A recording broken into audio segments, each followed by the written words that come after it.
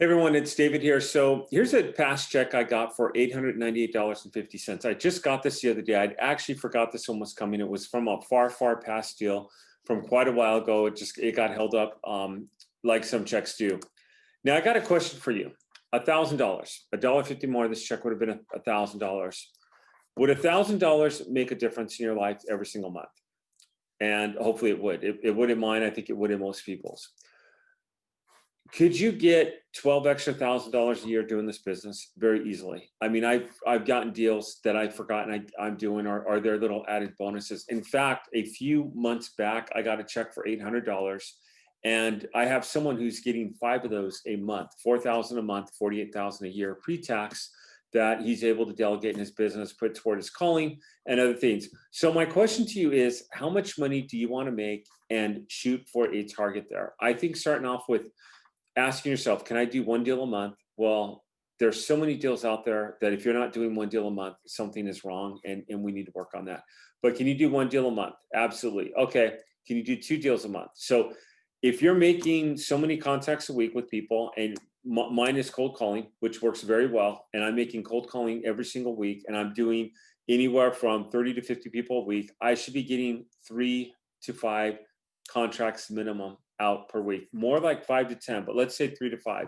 So if I'm doing $5,000 a week, that would be 20 grand a month. That is very doable, and people are doing it. In fact, I had one warrior last week on the coaching call, Monday night's coaching call, that said he had in 10 days, he had in 10 days, he had $5,000. I'm like, wow, okay, so if you 3 times that till the end of the month, and you keep on going at this rate, you're going to have 15,000 by the end of the month. He's like, yeah, absolutely. So how do you do this? How do you make this kind of money? Well, first of all, I always say you want to have a base point. You want to have a point where you start off, because very few people start off making 100,000 a month or 100,000 a year within their first few days, or whatever your target is that you want to make. You want to reach it. But looking at the check I just showed you, that I was very happy about, that picture I had, can you make $1,000 a month? Absolutely. That would be an achievable goal. Can you double that? 24,000? Absolutely. Can you then double that to 36,000, 48,000, 60,000? I think it's very doable. I think you should be making somewhere in the ballpark of 60 to 100,000, depending on how hard you want to work and you want to hustle. So you got to be able to get in and find your leads and be able to work your leads. Then you've got to be able to, and that's your pre-market. So you have a marketing plan. If you don't have a marketing plan, write one out. In your pre-marketing plan, you're finding your area, you're finding your leads, you're farming your leads, you're making you're getting ready to make the contacts. Then you market. When you market, you're getting in and you're actually making contact with people. Now this, all 3, and then you have your aftermarket. So you have your pre-market, market, and aftermarket.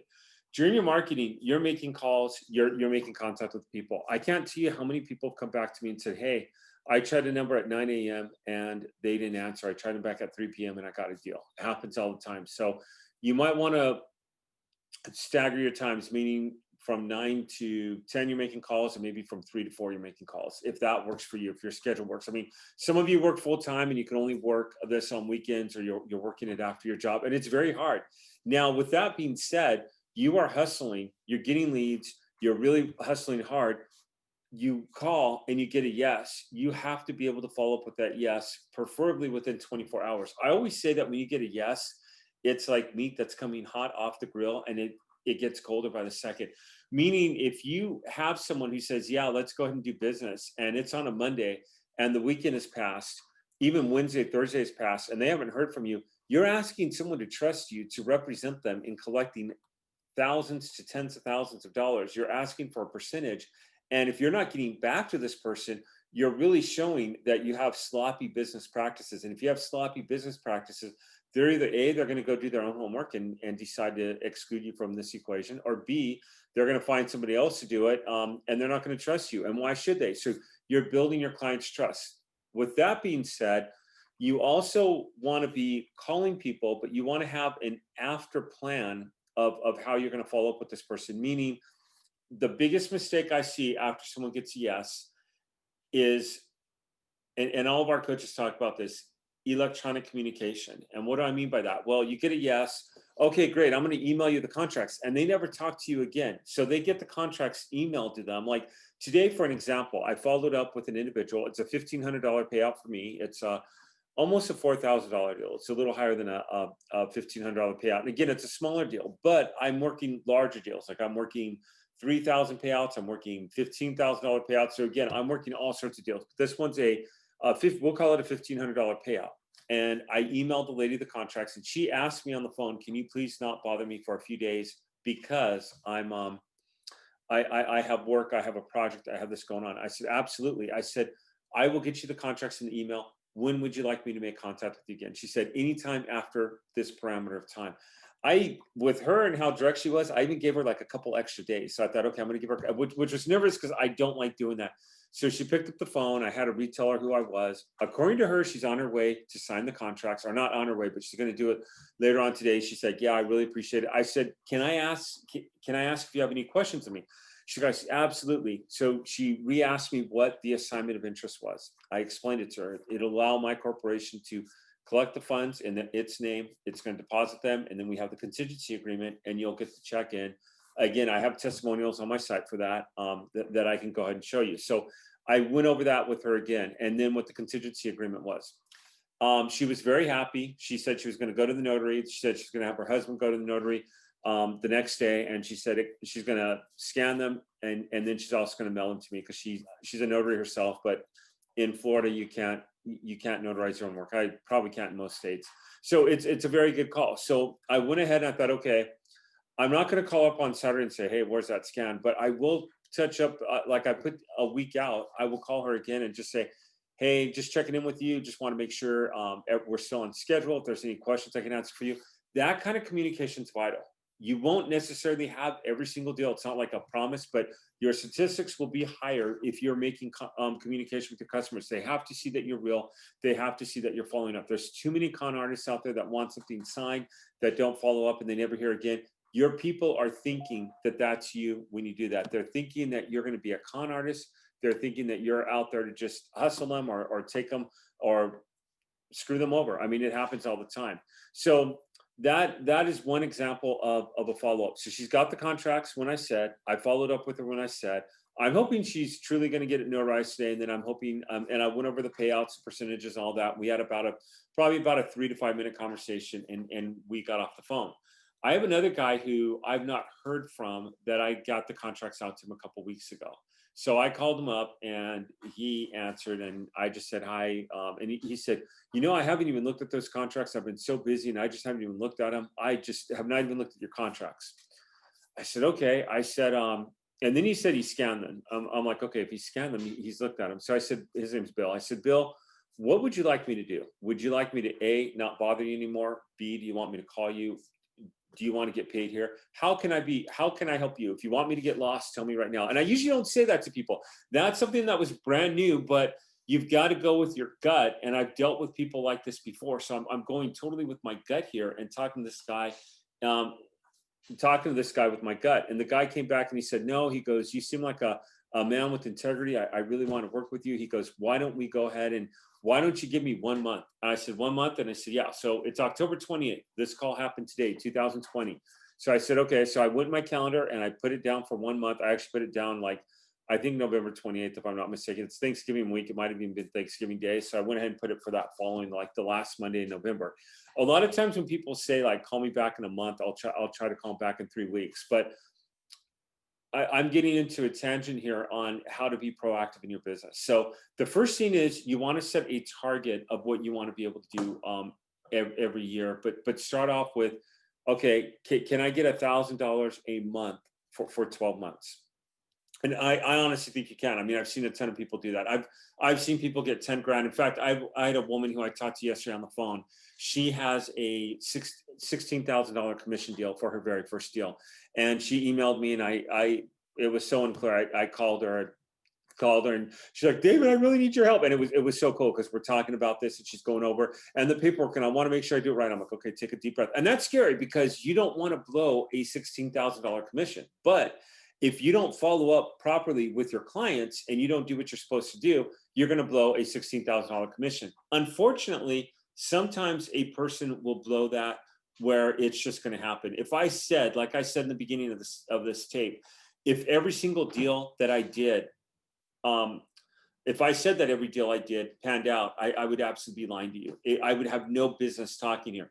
But statistically, if I do what I say I'm going to do, I say, great. Electronic communication is dangerous, but I'll usually say, if they're not local, which most of my cases are not, I'll say, can I go ahead and email you the contracts for your review? With your permission, I'd like to schedule a notary. Here's what the 2 contracts you're getting are, and I explain what an assignment of interest is, and I explain what the contingency agreement is. I do that at that point, just say, here's our percentages, here's our breakdown. And again, I did another video on negotiations, and I'll do more videos on negotiations, but if people negotiate, you've got to ask yourself, is this worth negotiating? Like, I have a deal right now where the guy's negotiating with me on the email, and I don't know if he's being serious or not, but it's something like 4,000. I was asking for 50%, and he said, well, I have other companies, what's the best you'll do? Well, I'm not going to go too low, because I'm going to get this guy paid as high as I can. At the same time, I'm going to try not to lose the deal. So I really thought about this. I thought, you know what, I'll do 40%. So if he takes it, great. I mean, $400, I can deal without 400. I don't want to go too low. If he comes back at 20%, like for 4,000, I'm not going to do it. I mean, yes, don't get me wrong. I was talking about how important $800 is, but this guy had no idea he had funds. I called him to tell him he had funds, and he's like, oh, okay, I had no idea. And then I've emailed him over the contracts, and now he's negotiating on the email. So we'll see where this goes.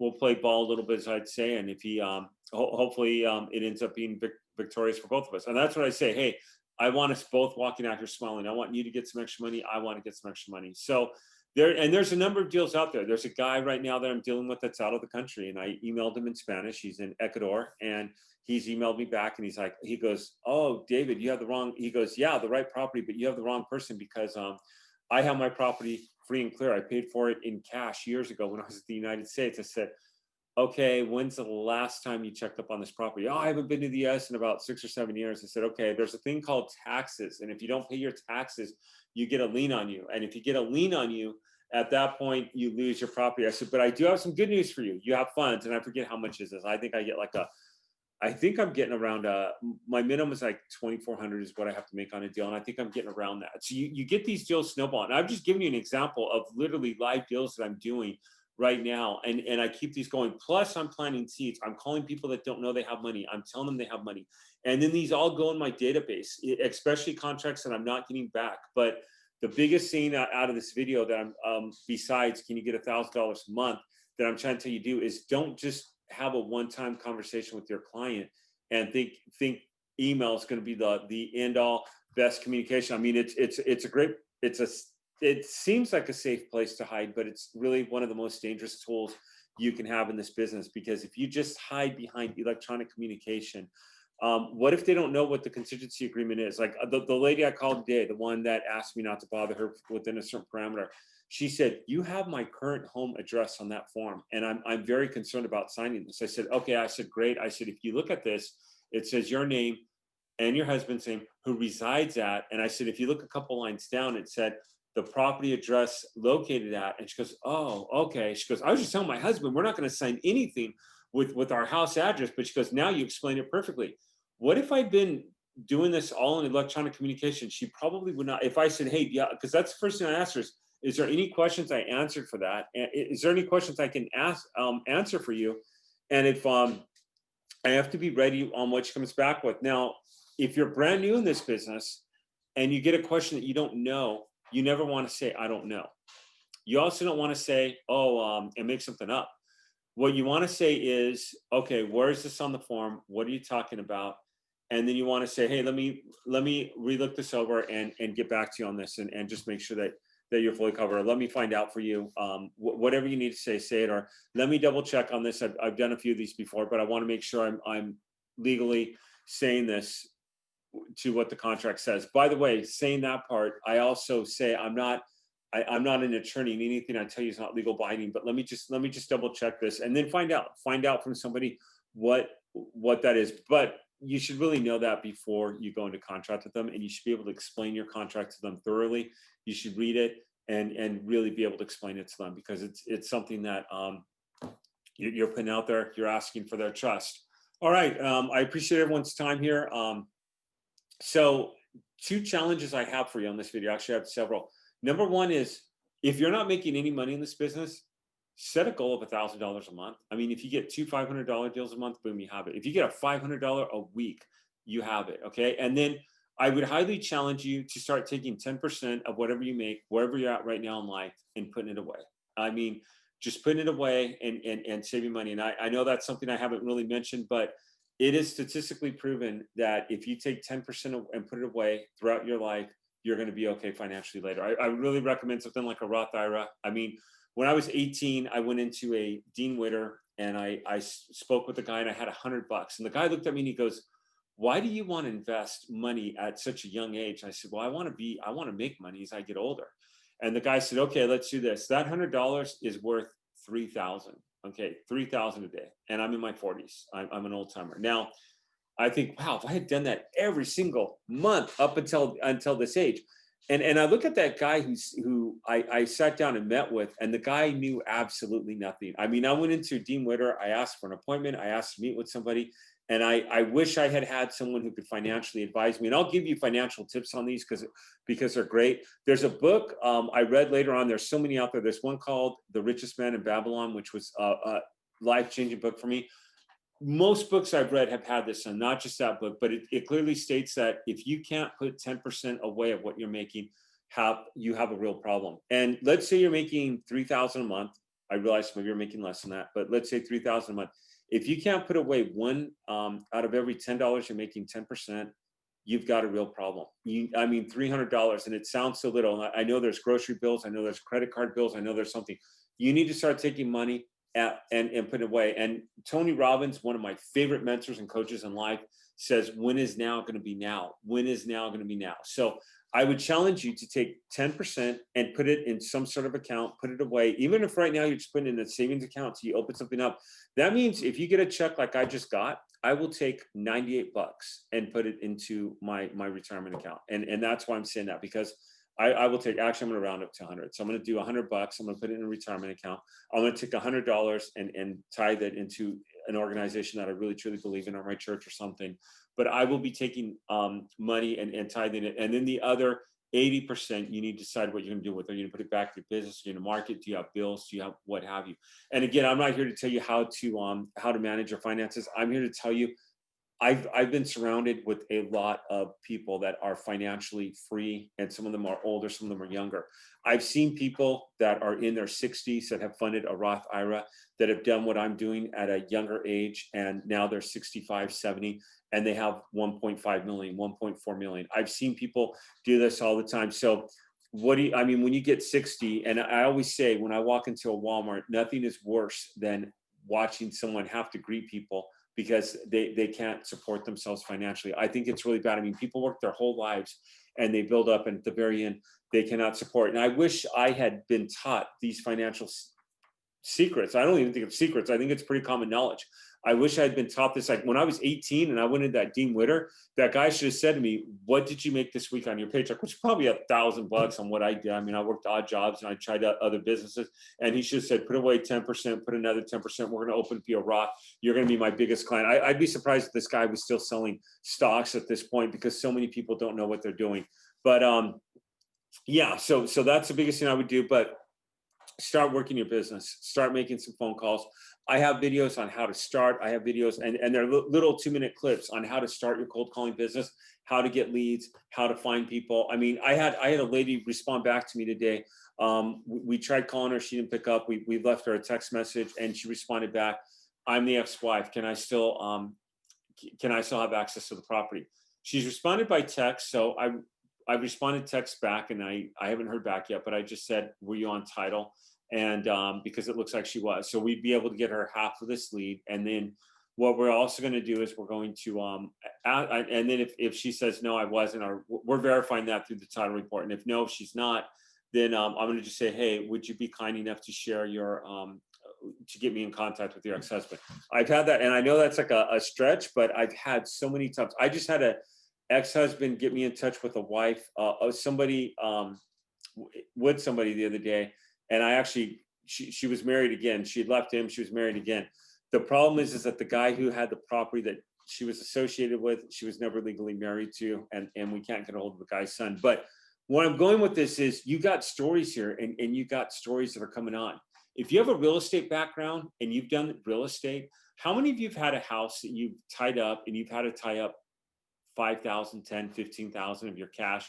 You're trying to find a buyer, you're stressing out, you're hoping this happens. And I'm still a real estate flipper. I love real estate, don't get me wrong. I'll always probably be involved in real estate, but it's become more of a hobby for me. And this has become my full-time business because this check, I didn't have to put up a huge EMD. I didn't have to do anything. I didn't have to put up any EMD. I showed you a check a couple of weeks ago for 10 grand. I didn't have to put up any EMD for that. I did have some problems with the county. They made it very difficult. I've shown you other checks in the past. I have other checks that are on their way to my mailbox. It's great. I love it. I love the fact that I go to my mailbox and I know that there might be checks around me. Sometimes I'm like, okay, get here. But I love that fact. So you've got your before, which is you're finding your area and you're finding your leads. That should be in your marketing plan. And that should be a third of your business right there, a third of your time. Another third of your time should be marketing and getting on the phone with people, letting them know. Then you're organizing a CRM, you're organizing your data. I've said this before, Trello is really good. Then at the very end of your marketing, you're following up, and I call it the F-bomb. I have a whole series on that as well, but you're following up with your client, which is the biggest. That's probably where I see the biggest dropout. Now, I've had people that I've talked to on the phone and they've said to me, yeah, go and send out the contracts, and I never talked to them again. But the language I use with them is a little different than what I used to do. Like when I tell someone, is it okay if I send you the contracts? Yes, go and send them. Okay, thank you. What is the best email to send these to? And I pause. I don't say, oh, for this or that. I just say, what is the best email for me to send these to you? And they'll say, whatever. And I'll say, okay, I'm going to get these out to you in the next 24 hours. This week from JD Vista. What is the best time for me to follow up with you and make sure you understand everything okay? And I write that down, and that will statistically keep your numbers higher. Again, you will have fallouts. And I've had people bank everything on one deal. You don't want to do that. You want to have multiple deals. I mean, the majority of my deals are going through right now, but some of them, like the guy I told you that asked me to call him back in a month.